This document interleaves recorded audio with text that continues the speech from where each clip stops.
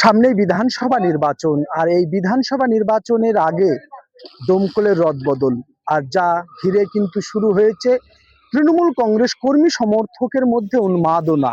কেননা সামনে রয়েছে বিধানসভা নির্বাচন, আর এই বিধানসভা নির্বাচনের আগে তৃণমূল কংগ্রেসের দমকল ব্লক এবং টাউন তৃণমূল কংগ্রেসের কমিটি ভেঙে দিয়ে সেখানে করা হলো কোর কমিটি, অর্থাৎ কোর কমিটিতে রাখা হয়েছে তিনজনের একটি কমিটি, অর্থাৎ তিনজনের টিমেই হয়েছে একটি করে কমিটি। আর এই কমিটি কিন্তু আগামী বিধানসভা নির্বাচন, সেই নির্বাচন কিন্তু তুলবে এবং এই নির্বাচন ঘিরে কিন্তু শুরু হয়েছে রাজনৈতিক সংগঠনের বিভিন্ন কার্যকলাপ। আর তার আগেই এই যে রদবদল, এই রদবদল কতটা প্রভাব ফেলতে পারে সেটাই কিন্তু এখন দেখার। তবে এই যে সাংগঠনিক পরিবর্তন এবং পুরনো দিনকে রেখে নতুনদের এবং পুরনোদের মিলে যে কমিটি তৈরি করা হয়েছে, সেই কমিটি কতটা প্রভাব ফেলতে পারে বিধানসভা নির্বাচনে কিন্তু সেটা এখন দেখার।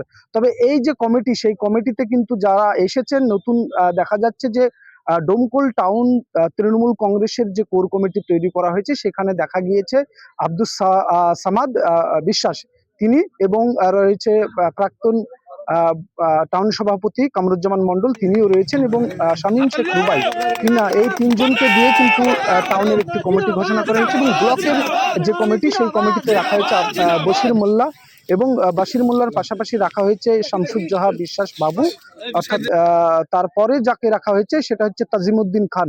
এই তিনজনকে দিয়ে ব্লকের কমিটি তৈরি করা হয়েছে এবং যুব তৈরি করা হয়েছে।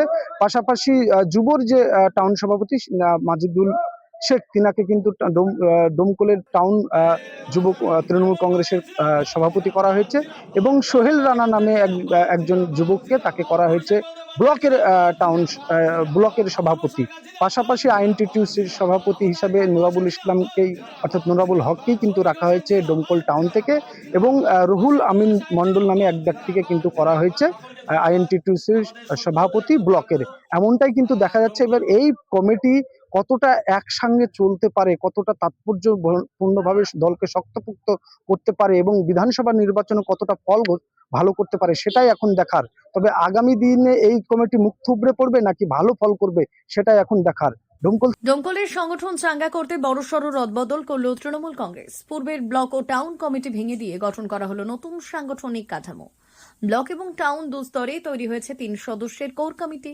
দমকল ব্লক তৃণমূল কংগ্রেসের নবগঠিত কোর কমিটিতে রয়েছেন বাশির মোল্লা, শামসুজ্জোহা বিশ্বাস বাবু ও তাজিমউদ্দিন খান।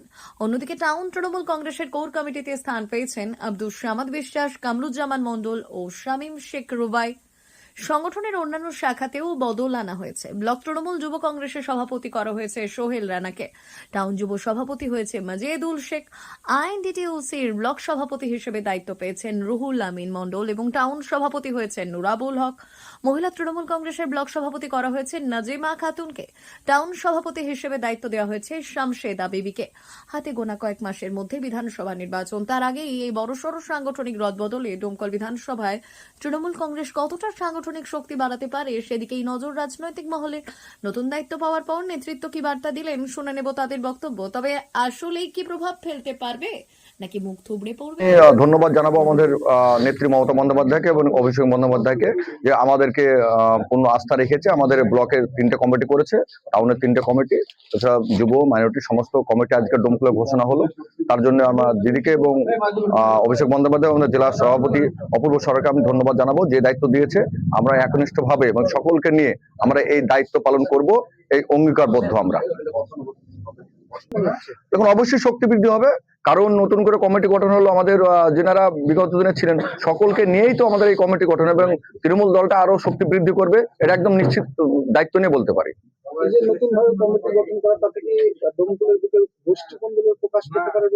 না না, কেন গোষ্ঠী কোন্দল বন্ধ? ওই জন্য তো কমিটি গঠন হলো, সর্বসম্মতিক্রমে তো কমিটির গঠন হয়েছে। আমরা একসঙ্গে এককভাবে আমরা দিদির সৈনিক এবং আমরা তৃণমূলের সৈনিক, সবাই কে দায়িত্ব পেলো কি পেলো সেটা কোনো ম্যাটার না, ম্যাটার সবাই আমরা দিদির এক একটা কর্মী। আমার নাম বাশির মোল্লা, আমি সদ্য আজকের এই কমিটির সদস্য। সবাইকে নতুন বছরের শুভেচ্ছা জানাই। আর যারা আজকে আমাদের এই টাউন ব্লকের কমিটি এবং বিভিন্ন শাখা সংগঠনের দায়িত্বে এসেছেন তাদের প্রত্যেকের শুভকামনা রইল আমাদের টাউন যুব তৃণমূল কংগ্রেসের পক্ষ থেকে। আপনারা জানেন আমাদের পশ্চিমবাংলায়, বিশেষ করে রাজ্যে বিভিন্ন ব্লকে টাউনে ঘোষণা এতদিন হয়েছিল, কিন্তু ডোমকলটা স্টপ রেখেছিল অভিষেক ব্যানার্জি নিজেই। কারণ আপনারা জানেন আমাদের বিধায়ক সাহেব প্রয়াত হয়েছেন।